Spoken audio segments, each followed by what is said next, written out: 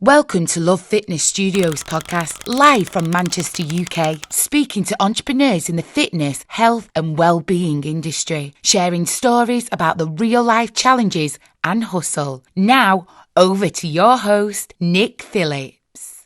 Okay, welcome to podcast number 17. We've got Tomm from Planted Fitness. How's it going, Tomm? I'm very well today, thank you. Oh, thank you so much for giving us some of your time. I always like to start right at the beginning and finding out a little bit about your childhood, what school was like, where you're from. So take us right back, Tomm. Well, that's an interesting one, right? So I'm from the north of England originally, a little town called Cleethorpes. I grew up in Cleethorpes, and then when I was 16, I went to big old London. I actually went to drama school from there, actually, and that's a whole different story. But yeah, life in little Cleethorpes is very different to London, so it was a whole new world.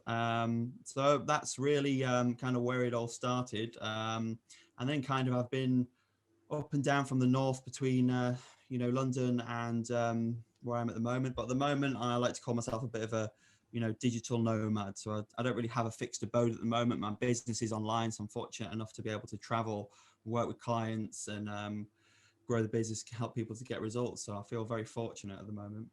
I love that. Let me just check. I've just paused a little bit there. I've got a bit of a freeze. Okay, so growing up, was you into fitness then? Was you a sports kid? Was you the one on the football teams? What was you like fitness wise at school? Not at all. I think if my PE teachers knew what I did now, they'd be really shocked because, well, one PE teacher in particular, he really didn't like me, and we always used to call him Homer Simpson. But I hated football. I hated athletics. Like I used to get out of the sports day like the plague, because honestly, I could not stand doing sports. There was something about the pressure of competing, and I just didn't find any passion in anything. When I was in primary school, I did a bit of hockey, but other than that, it was just kind of coasting through the PE sessions. I never really gave it my all, and it wasn't until I was about 16 that I started to get into fitness. That's when I kind of found the gym. I say in inverted commas because it was more cardio, more like exercise classes and that kind of thing. But that's where I really started to become fascinated with how fitness can change your life. And, it helped me to have a new passion. It helped me to have a new purpose. And then eventually it became my whole life and my business. So yeah, it's been quite a journey, to be honest. So 16, moving to London, that's a big jump to the big smoke. How was that for you? Was it nerve-wracking, or did you just think, right, I love it? I've lived in London myself, and it's such an amazing place, especially at a young age like that. You've got no option apart from make friends and sort of network. But yeah, so go on, take me back to 16, moving to the big smoke. Yeah, so I went to London and lived in a YMCA. And it was almost like the halls of a university, but a little bit more dodgy. There was all kinds of different characters that were in this place. And, it's a kind of place where everything was done for you. They had the food there. And so you didn't really have to do any cooking. So it kind of suited me in that sense. And my first year, I really loved it. Like, I couldn't believe my luck. As you say, I was 16 in London, completely different to all my friends at home. I felt like I was, a different person to some degree. And London was a great place to be for that first year. But I think after that initial year, when the excitement started to wear off a little bit and you got settled in, it was quite difficult, to be honest. And, I was always very close to my family. And I think that transition started to become a bit more apparent, in the homesickness and all those kind of things started to come to fruition kind of a year down the line. So it wasn't an easy process, but, I learned so much, and it's really helped me to get to where I am today. So I don't regret it by any means. Amazing. So what was the gyms like? We touched on it a little bit before. What sort of exercise classes? Because London now is absolutely booming with boutique studios. We had a guy on from KO Box yesterday, the founder of KO Box, and boutique fitness is massive in London, and it's starting to trickle into Manchester and other places now. But what was fitness like when you were 16? What was sort of gyms looking like? Whereabouts in London were you? I was actually very central. I was in Barbican. Yeah. So what was the gyms like around Barbican? Because that's quite a hipster kind of place to be, isn't it? It's a cool place, Barbican. Yeah, it's so funny because when we talk about it, like, what was it like then? It seems like it was an age ago, and it was, over 10 years ago now. But it still, to me, feels like a few moments in the past, But when I think back to the setup, I mean, in the YMCA, we got a gym included, but you could only go in at certain times, and classes weren't included. And well, back at home, when I really got into fitness, it was almost a kind of transition. But what I used to do is I went to body pump with my father. The exercise class body pump, very popular still, right? Yeah. And he'd been going to that for 30 odd years. And it was almost like a rite of passage, right? Yes, I can go with my dad, do the body pump. And we used to go twice a week. And that was kind of what set me off on the fitness journey. And when I went to London, I knew at the YMCA they did body pump classes, or they did a version of anyway.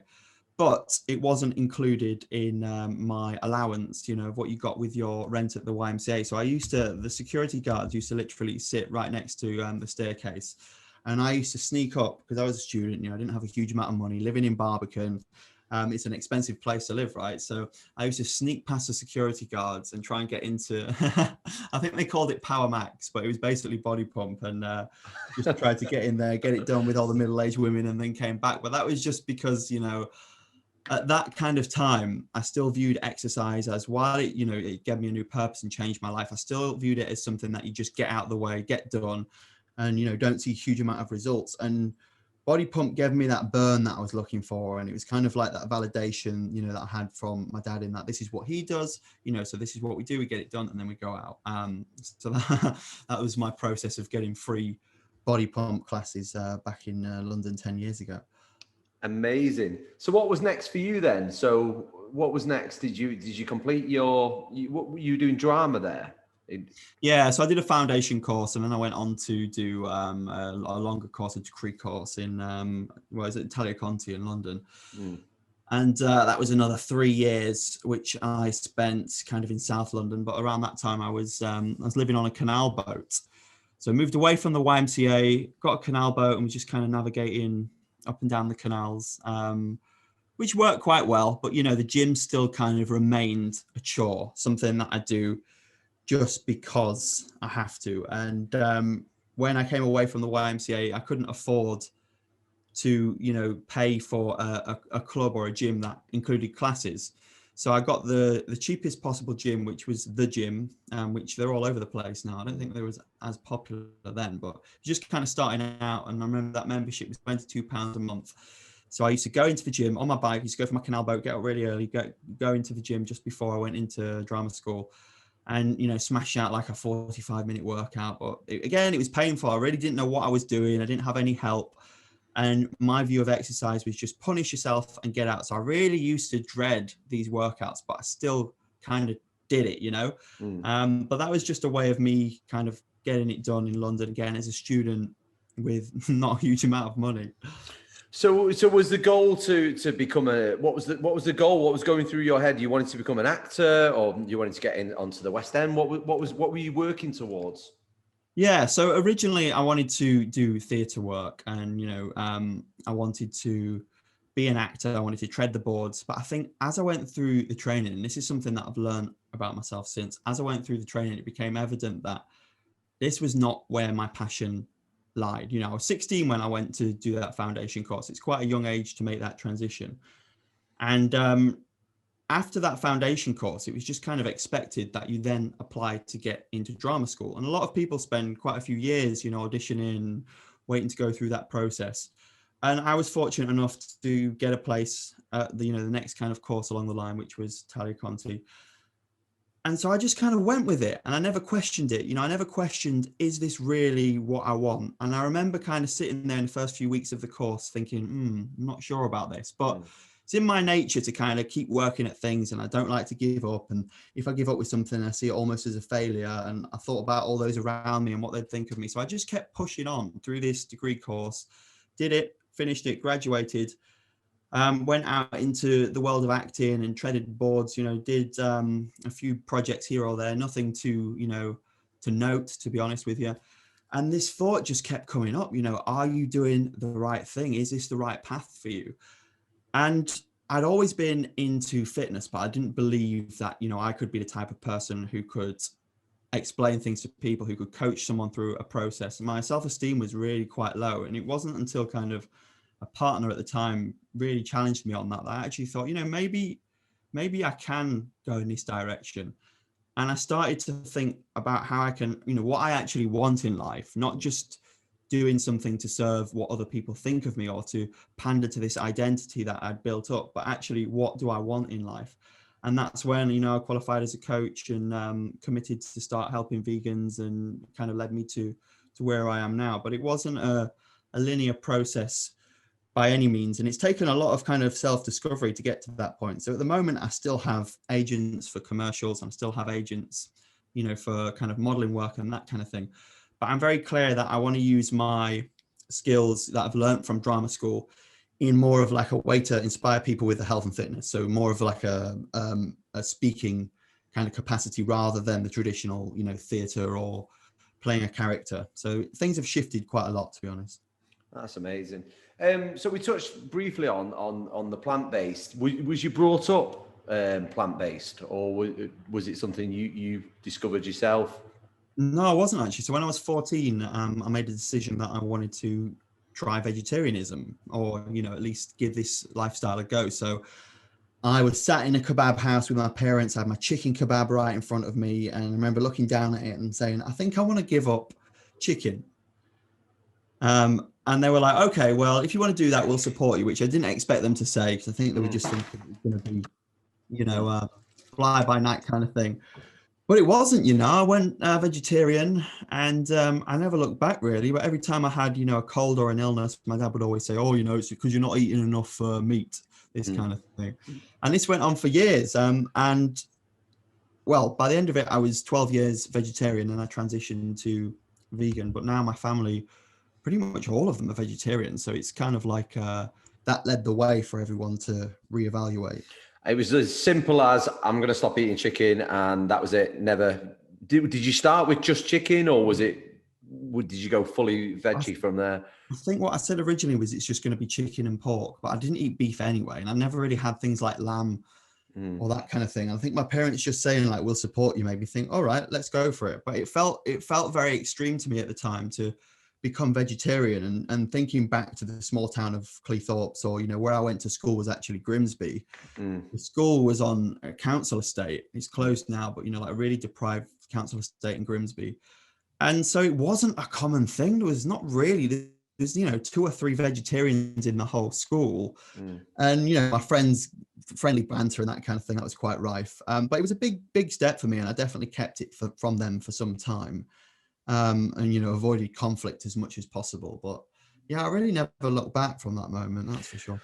Did you start to educate yourself on more of a plant-based diet? Did you start to look into it a bit more and think, well, I need to know, or was it just literally stop eating meat? Well, when I went vegetarian, not so much. It was just literally stop eating meat. But as the years went on, and as I got more and more into fitness, and as I learned more about veganism, that's when I really started to get fascinated about nutrition and how we can power our bodies and how we can lose weight, change our lives, and how I can help coach people through that process. So it became like an obsession when I went vegan. Whereas, going vegetarian was very much a slower transition. And I think, as I say, I avoided conflict. And I would always say to people, you can eat what you want, but I'm going to eat this, just because I didn't feel comfortable to actually say what I thought. But when I went vegan, it was coming from a very different place to previous. It's a really interesting point. So veganism is quite a trendy thing now then, isn't it? It seems to be everywhere. It seems to have really blown up, especially over the last 3-4 years, especially with things with Netflix programs like Game Changer and Watch Your Health and a few others. Do you feel like this is going to be a lot more mainstream maybe in the next 12 months or the next couple of years? Do you feel like the veganism is just going to blow up even more? What's your thoughts on the future of living on a plant-based diet?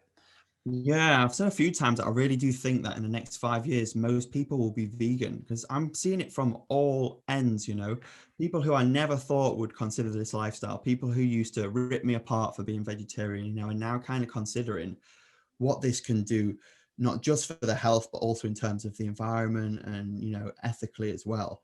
So I think it's only going to grow. And I always say, it makes complete sense when you think about it in terms of just including more fiber, more plants. Our mother said it to us when we were 7 years old, just eat more greens, right? It's simple. And for me, I think we can overcomplicate things, and, we can talk about protein and this, that, and the other. But at the end of the day, it really is just about eating more plants. And I think it's important that we make slow incremental changes. But really, as things get easier and easier and it becomes more and more accessible, I think it's only going to grow. And next 5 years are going to be huge for this, I think. What do you feel like the biggest thing you've learnt nutrition wise is over your from a 14-year-old up to where you are now? What's the biggest thing you've learnt sticking to the diet that you have? Yeah, so when I was vegetarian, it was kind of just substitute the meat for corn or an alternative such as that, which they did have even back then. I know people have been vegetarian or vegan for 40 years plus, and it was a very different kind of feel back then. But I think the biggest thing I learned when transitioning to veganism was just how to cook, and more about actually what we need in order to be healthy. And I started to cook with ingredients that I didn't know how to pronounce. I started to utilize all these flavors and different ingredients that I never would have touched before, because before the extent of my cooking was literally open the oven, throw in the ingredients that's processed and packaged and that kind of thing, and then wait and consume it. But now it's much more learning about really what it means to be healthy. And also just because you're vegan, just because you're vegetarian, doesn't mean you're healthy. We have to look a bit more deeper into it than that. And I think the main kind of factor that I always bang on about and always reading about is fiber. How important it is for us to consume more fiber, and on a population level, how deficient we are in it. I think I heard someone say yesterday, it's actually on Clubhouse, but average is around 17 to 18 grams a day. NHS recommends 30 grams, but it's generally agreed by most professionals that we need a bit more than that, and this is so important and so lacking in most people's diets. And, it always leaves me wondering what state we would be in as a population if we just included more fiber. How many people who are in hospital currently wouldn't be there if, they just thought a little bit more about the health or had more of an education on that? So give us your top 3 high-powered fiber superfoods. Oh gosh, yes. So it's got to be at number 1. We've got to have chickpeas for sure. Like, they're a great protein source, great source of carbohydrates as well. And when I was vegetarian, again, I used to hate them. I just couldn't understand why people would consume these. But again, it's because I just didn't know how to cook them. And if you eat chickpeas on their own, obviously they're going to be bland, but we can add some spices and that kind of thing. And before you know it, we've completely changed the game. So that's hugely, generally legumes and beans are a great place to go for fiber. People often make the mistake of thinking that just because they're consuming a lot of vegetables, they're getting a large amount of fiber. But vegetables are quite high in water, sometimes between 85 to 95% water. Yeah. So we are missing out on a lot of fiber there. So, anything that's a bean, kidney beans, kind of leany beans, I would definitely go for, in terms of making sure that you're maximizing that fiber. Because of course, there's different kinds of fiber and that kind of thing. So we want to make sure that we're getting a broad spectrum, just like we do with protein, and other macronutrients or big nutrients in the same way. Yeah. Brilliant. Fantastic. So what was next for you then? So you got your qualification. What was next? So did you go and work in a gym, or did you go fully online? What was the next part of your journey? Yeah, so I got my qualification, and this was around about the point where my partner and I at the time had been living long distance. I had some responsibilities to my family business, and I couldn't leave it. And we'd kind of spent a few years doing long distance relationship. And this was the time that, we were going to move in together finally. And I was going to start my kind of journey in the gym. And so I did, I qualified, and I made the decision to go self-employed straight away as a personal trainer. And that was quite a scary step for me because, I knew that I had skills that I needed to learn in order to get better as a coach. And I was really wanting to make sure that I was, learning every day. But at that time, I was still kind of looking for acting work and that kind of thing. So I wanted to keep it open. So I did that, and I built up a nice client base, worked with some great people over in Potter's Bar, that was, which is just near Enfield, if anyone's not familiar. But yeah, I worked in a really nice gym, and you know, built up a client base and did that and learnt a lot and had a great time on the gym floor, you know, just building up my skills in that sense. But it always felt like something was missing. You know, there was something that wasn't quite right. And clients would come to me and we'd do the session, and then I'd try and find time to talk about nutrition, even like scheduling a different appointment. And I'd try and talk to them about my kind of online support and extras that I provide outside of the gym, because I knew that most of my clients who I was supporting, you know, they were busy people, they were entrepreneurs, they were directors, and, you know, they had families. I knew that they were going to leave the gym and, you know, their lifestyle was then going to be busy. And yes, they'd come and see me again next Friday, but are they really taking any action on their lifestyle outside of the gym? So I found there was a huge resistance between people actually, you know, implementing changes in their lifestyle. So I ended up feeling after some time on the gym floor quite unfulfilled, because most of the people that I was working with, not all, but most of them, weren't implementing those changes. And I think the problem was they were coming to the gym and they were seeing the personal trainer and they were seeing me almost as like an exercise execution monkey, you know, something similar, someone who shows them how to do the workouts. I know you know this story, but you know, just from my experience, it was not the kind of right way of doing things. So when COVID hit, obviously everyone went online, and myself included. And I made a decision. You know, some things happened personally, and some changes had to be made. And so I made the decision to commit to staying online and making it work. And that led to me then going off to Italy and just committing 100% to the online business, which felt like a huge risk again at the time. But honestly, it's the best thing that ever happened to me, because I was so close to kind of repeating what I'd built up in Potter's Bar in a new area, opening up a boot camp model, a boot camp business. And it just didn't fire me up. But what does fire me up is, you know, online coaching, working with vegans or aspiring vegans or people who want to learn more about this lifestyle. So I just get so much fulfillment from working in the way that I can now as an online coach. Sorry, I interrupted you there. No. I completely agree. I completely agree exactly what you're saying there. We had a gym for 9 years. I've been a personal trainer for 15 years, and the whole 2020 March, when Boris comes on and says all gyms must close, I'm thinking, God, what can we do now? But as soon as I made that decision, I think it was the next day, I'm going to go fully online, I'm going to go fully digital. Something just literally went like that. I never looked back. And as you can see now, we've got the full studio here. And we've got the 70-inch screen where we are teaching back to our clients. It's been a game changer. So what was going on in your head? So when Boris comes on the 20 whatever date in March 2020, what was Tomm thinking? Had you got quite a large client base at the gym that you were at? What's the first thoughts going through your head when we went in that first lockdown? So I had, you know, a really decent timetable of clients. If things were growing in the right direction, and it was, you know, it was all good, but I wasn't fulfilled, right? Just to remember that. But when Boris, I remember the moment so clearly, and just to be completely honest, you know, I was with my partner at the time. Literally, Boris dropped that bombshell, and I thought, oh my God, you know, what am I going to do about this? It was such an uncertain time. I was a very different person to what I am now. I lived a lot of the time in survival mode. I always worried about small things. And that happened. And then my partner at the time got a call to say that, you know, her grandmother had gone to hospital. And then everything from there, it seemed like just started to fall apart. That then led to, you know, that I was going through a breakup and that kind of thing. And so it was real in the space of 10 minutes. Like there was a huge amount of changes that happened. But you know, I transitioned everyone online immediately, and you know, clients were very supportive and they came along with me. And for the most part, there was the odd few that, you know, it didn't suit, or they thought it wouldn't suit them. And so yeah, we made it work. But that's when my cogs started to turn, and I started to think, could I make this work full time? But as I say, I was a different person. There was a huge amount of self-doubt there still, and you know, I didn't have a huge amount of conviction in my own ability. So it was a process to get into the point where it's like, okay, now I'm really going to burn that boat and I'm never going back to the gym.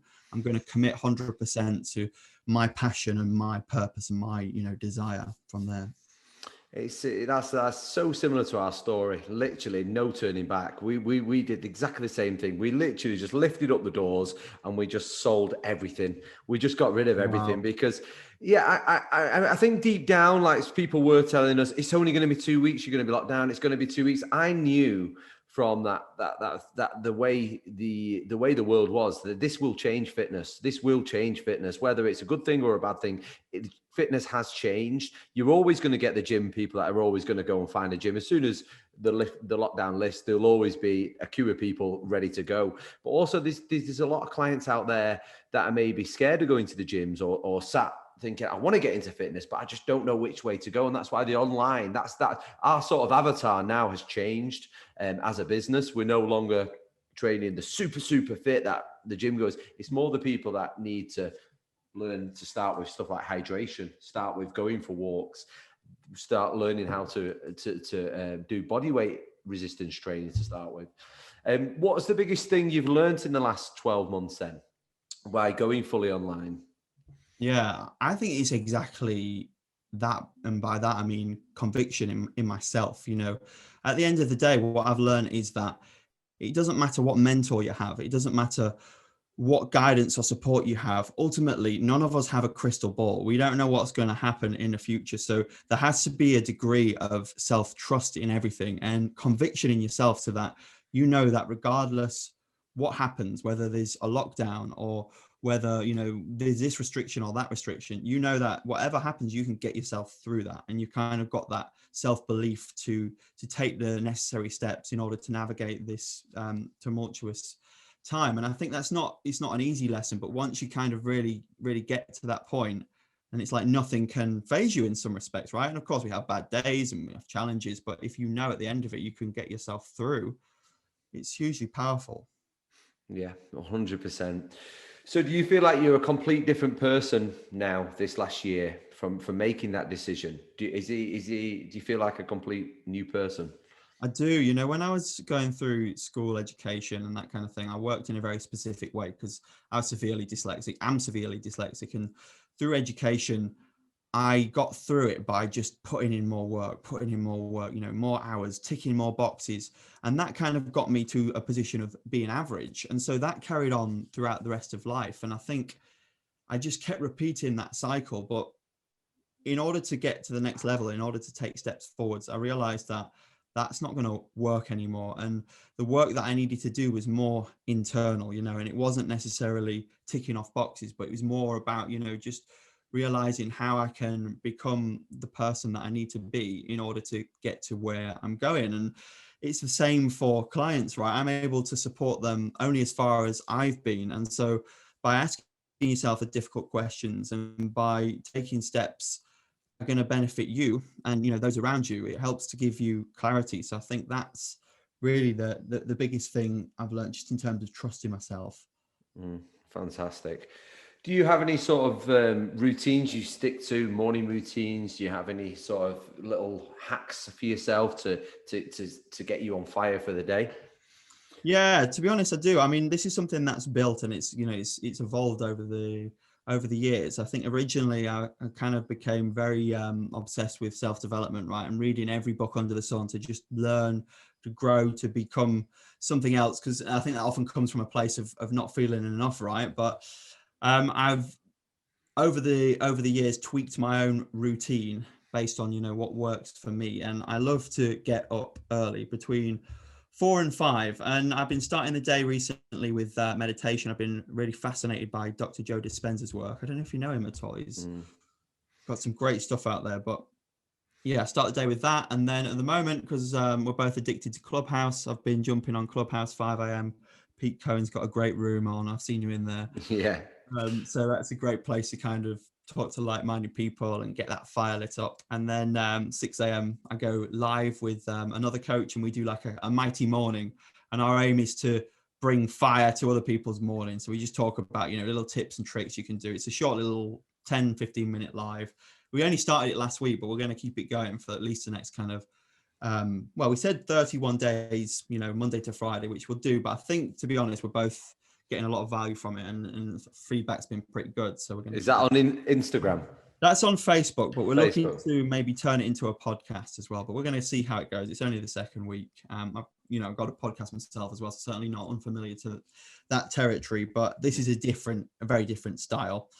And then it's just for me about doing writing, doing content, engaging with people, and then into the daily routine. I have an 8 a.m. session with clients on some days, and then it's into the daily routine of coaching calls and just going about the daily business, shall we say. So it's quite a structured morning routine now, but it's not always been so kind of organized. I love that. Same with me, severely dyslexic, struggled reading, writing still to this day. So the audio books, I feel like I'm on a massive catch up. So I'm always like, what book are you reading? I'm always like, what? So I always like to know what other people books are reading. I'll add it to my list. So what any books that you've listened to recently or read that you thought, oh, this is one that I need to do again, or this is such a powerful book? Anything? I'm being selfish here now. Yeah, no, I'd love to hear about some of your books as well. But I'm an audiobook junkie as well. As I say, it just takes me so long to read it, but with this Audible, it's incredible. But I've got about 3 books on the go at the moment, and I love re-listening to books as well. I'm very, very guilty of that. So at the moment, I'm listening to Becoming Supernatural by Dr. Joe Dispenza.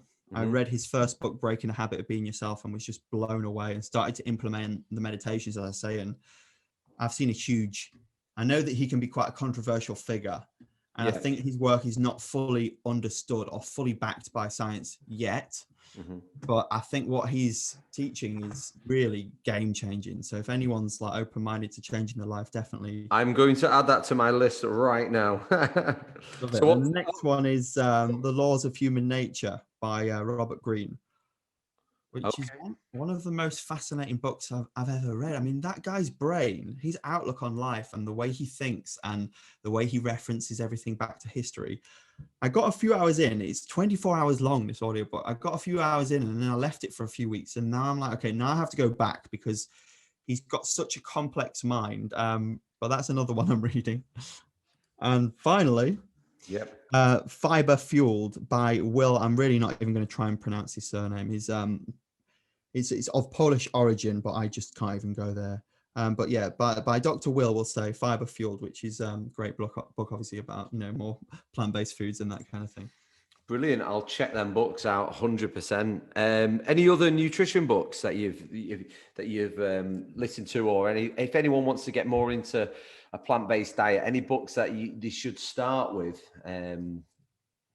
Yeah, so I think the Bible almost of plant-based living is going to be a book called How Not to Die by Dr. Greger. It gives you an overview of kind of why this is a beneficial way to live, and it talks about the most common reasons that we die and how they're largely preventable if we're considering our lifestyle.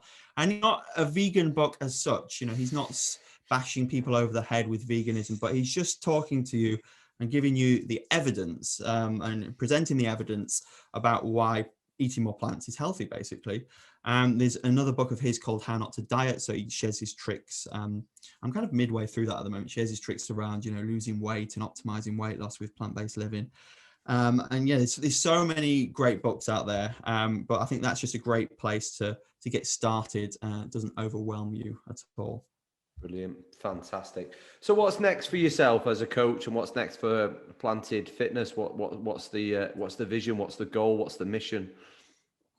Yeah, so my mission is just to help more and more people really see what can be done with this lifestyle. And I like to think that I help to create, kind of Bruce Lee-esque vegans by helping people to get in shape, to help them to shred and sculpt their body. But it's not really just about the aesthetics. I'm a passionate believer that we can change our bodies, and not everyone's interested in being ripped in inverted commas or anything like that. But most people are interested in becoming healthier, right? And I'm quite clear that we can change our bodies with this lifestyle. We can look as good as we want to while still maintaining a good level of health. Because I know the competition world is full of people who are, looking incredible aesthetically, but underneath it all, they're very unhealthy, right? Mm-hmm. And I think that's what I want to change with veganism, in that, by creating these Bruce Lee-esque vegans who look and feel great, but are also, managing to do this with plants and without bashing themselves and feeling good at the same time. So I really want to, build the reputation and keep growing in terms of the results that I'm getting from my clients. It's still very early days for me with this, and it was a big jump that I took, to go fully online. But I'm really excited about the future, and I'm really, dedicated to keeping on pushing on with this vision. Amazing. So in your journey, in your fitness journey, any regrets? Anything you think, oh, I shouldn't have done that? Any regrets along the line? Yeah. So yeah, as I say, I viewed fitness as, kind of something that you had to get done for so long. And I had this mentality, that it had to be painful and, had to be this, had to be that. And it wasn't until I kind of stepped away from, my body type is generally, very ectomorph, not like it's very slender. And so things like cardio endurance stuff I found relatively easy. So that's kind of what I stuck to. But when I went vegan, or, a little bit before, but I really wanted to commit to it when I went vegan, I decided that I wanted to change my body shape and commit to, looking a bit different and training in a different way. And I kind of went around the houses with this, and every time I stepped into the gym, I wanted these changes so badly, but it just felt so frustrating because week on week on week, I wasn't seeing these changes. And I kept going like this for, a good 3 years before I got support from anyone. Eventually, I reached out to a coach. He wasn't a vegan coach, but just for some guidance. And it was the best thing I ever did. Since then, I've never really not had a coach for my own physique, even though obviously I coach other people. People often find that strange, but, for me, I can help people with their journey, till the cows come home. But when it comes to myself, there's always that little bit of doubt. And, I'm aiming to do my first ever physique competition in September, if, depending on what the situation is. I've done photo shoots and that in the past, but I've never stepped on stage. So I really want to push myself to grow a little bit more physically, put on a bit more vegan muscle, and, see what we can achieve on stage. But yeah, I think in terms of what I wish I'd done differently, it's just, asking for support. I think as a northern male, you can be very guilty of thinking that you can solve everything yourself, and, thinking that you don't need to, investing in personal training is a waste of money, or getting a coach is a waste of money. And now I see it from the other end. I see the value that you can get from working with someone and how it can help you to bypass all these, barriers. Is so valuable. Amazing. So as a vegan coach, what question do you get asked all the time? I can think of one that probably, I did about 2 years of veganism, and I did start eating fish again. But the thing that I got asked all the time, and it's the common one, where'd you get your protein from? What's your quick answer to when people ask you that? Or is there any other questions that people come up and keep coming up and you think, why, what a stupid question?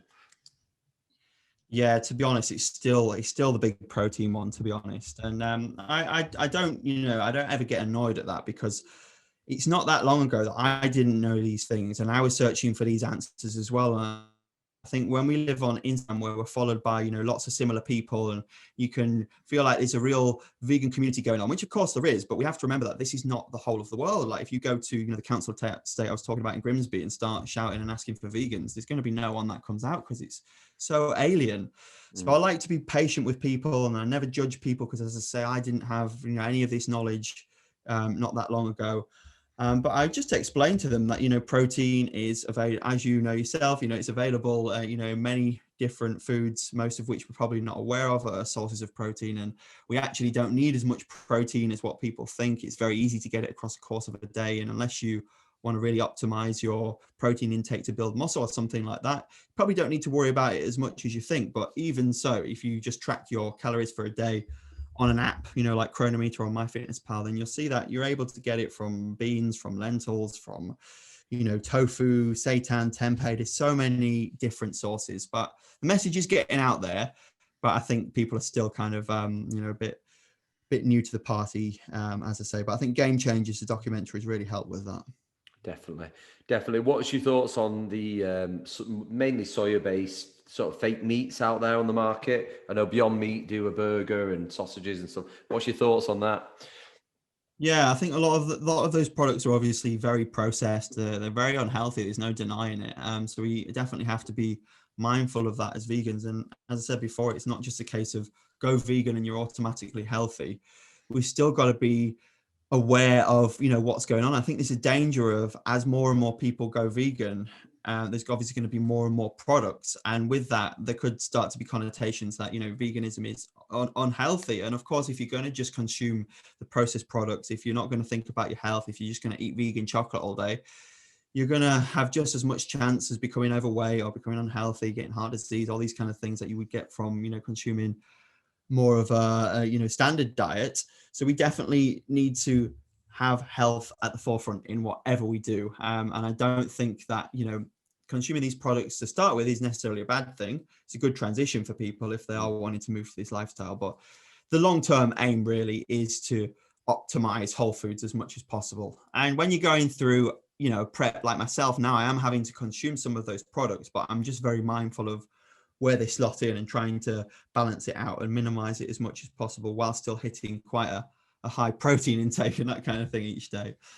It'd be interesting to know a bit more about your diet and what you consume on a day-to-day. Before you say that, though, that vegan chocolate is the nicest chocolate I've ever tried, the one with the hazelnuts in.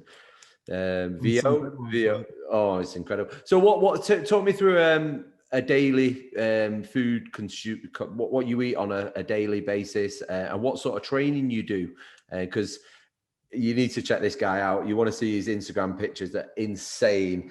So yeah, take me through your daily food and what sort of training split you're on at the minute.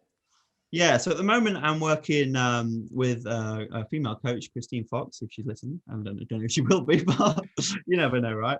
And the way we're working is she's kind of she's setting the macros basically, and I'm working out the nutrition.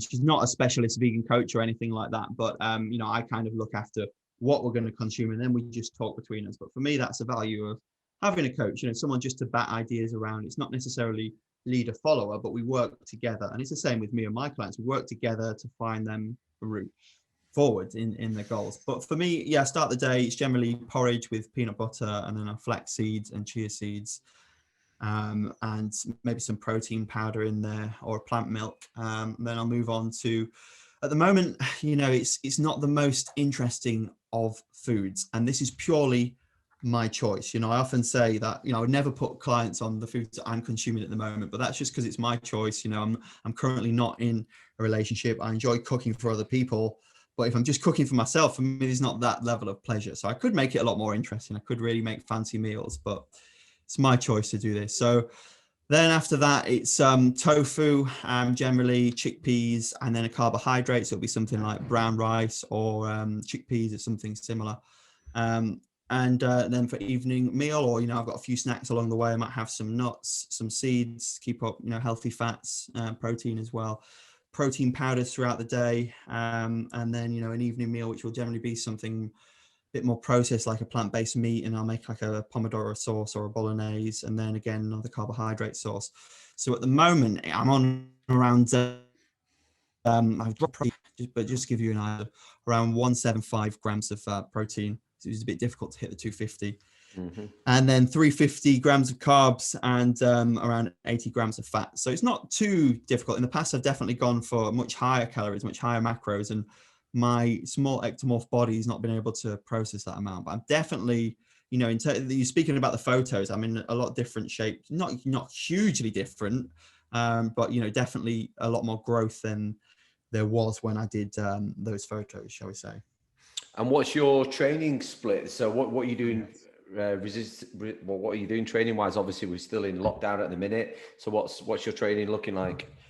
Yeah, I don't know about you, but the first couple of lockdowns, I kind of had a weird relationship with my training. I still did it, but I just never had the mindset of actually you can grow at home or you can make strides forward. I very much kind of saw it as a maintenance phase, I think. But this lockdown, I've changed it, and I thought, no, I'm gonna make progress in this lockdown. I'm gonna get really inventive with the equipment, really inventive with all the different training styles, and then make sure that I achieve my goal of growing more tissue in this period, even if it's a small amount. So for so long, I did 6 days a week training religiously. I'd do the standard push-pull leg split and just keep going, because my kind of former way of behaving in that, you just tick the boxes, more work, more results. And I floundered and I struggled as a skinny guy to put on weight, to put on muscle, until I decided to make a change and commit to, 4 days a week of training. So just quite a standard split, chest focused, on one day.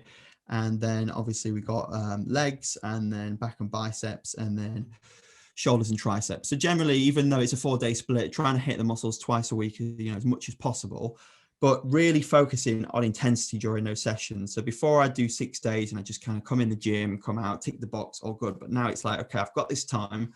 I'm really going to overload my muscles. I'm really going to train to failure, make the most of that time. And then I've got, 3 additional small hit sessions across the course of the week on top of that. So I'm finding that less output and more intensity is working a lot better for my body type. But it's been a long journey to get to this discovery, for sure. Amazing. And you're doing that from home at the minute? Yes. So I've got a barbell and a couple of kettlebells, and I'm strapping kettlebells onto barbells and, utilizing dogs and chairs and, all that kind of stuff.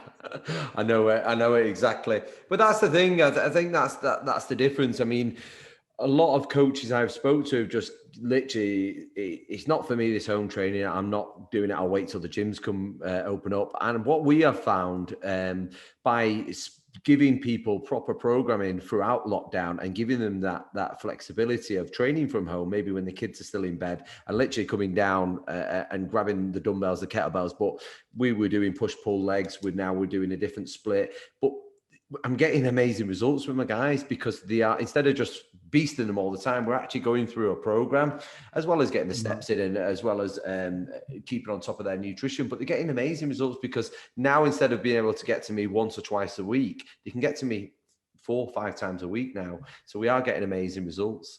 But yeah, it's interesting how people have innovated and adapted down to lockdowns. I always like to finish it with how you see the future of fitness. Obviously, we can't see because the fitness industry is evolving so fast. But where do you see fitness, especially as we're starting to ease out of lockdown? Where do you see fitness maybe 2022? What do you think fitness will look like? Yeah, it's a great question. And I think it's going to be all about that kind of coaching, what you provide, where it's really personal, and what I provide in terms of, it's more about relationship building than just having 3,000 to 6,000 members in a pure gym and you just come in and sell a membership. I think people are going to be much more interested in health and less about just, kind of ticking the box in terms of turning up to a gym. Because, like you say, there's always going to be the types of people who just want to check in and check out. But I think for most of the population, and where the fitness industry has gone very wrong, they do need that level of support and accountability. Getting a gym membership is not enough. And it's such a cliche, right? But you get a gym membership and you never go.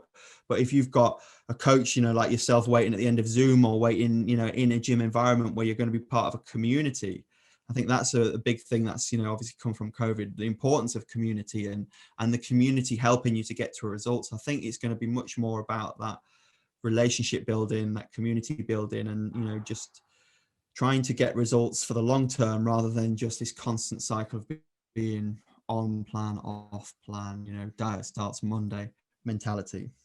100%. I think that's the key now, especially with us being in lockdowns and things, is keeping that community together and be able to have that as an army, if you like, that are going to help you.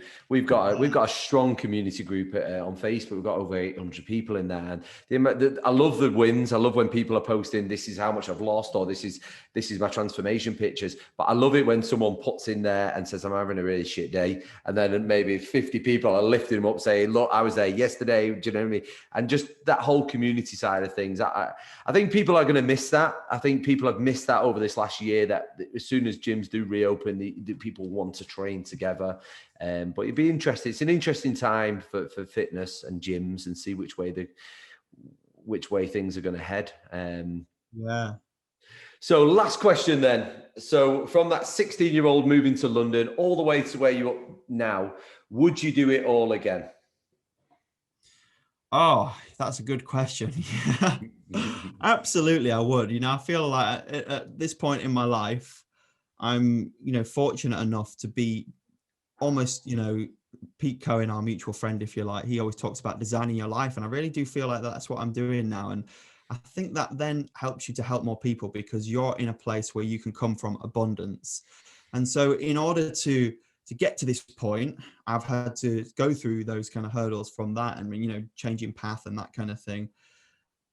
It's led me to be in a really good position. So I think from here, I can really start to build, you know, something really, really great for, you know, not just me, but for, you know, all those around me, my clients, and help people just to feel this as well. I think that's the thing. When you get to this point, it's like, how can I help people who think that life has to be terrible, who think that you have to wake up and live in this state of, you know, sadness, or in a job that you hate? How can you help people to realize that actually, I believe heaven really can be, you know, a place on earth? And that sounds cringy and cliche, but ultimately I think life is what you make it. And we've got the tools to live this life of abundance if you're willing to kind of go through that period of discomfort, or do something that might be a bit difficult at first, ultimately. I absolutely love that, Tomm. What a beautiful way to finish the podcast. So I will put all your handles for your Instagram and for Facebook. You need to check this guy out. You will need to just check these pictures out. But thank you so much for sharing your story with us. And thank you so much for giving us the time. And I'm excited to see you on that bodybuilding stage in the future. So thank you. Appreciate it. Thank you so much. Awesome, Tomm.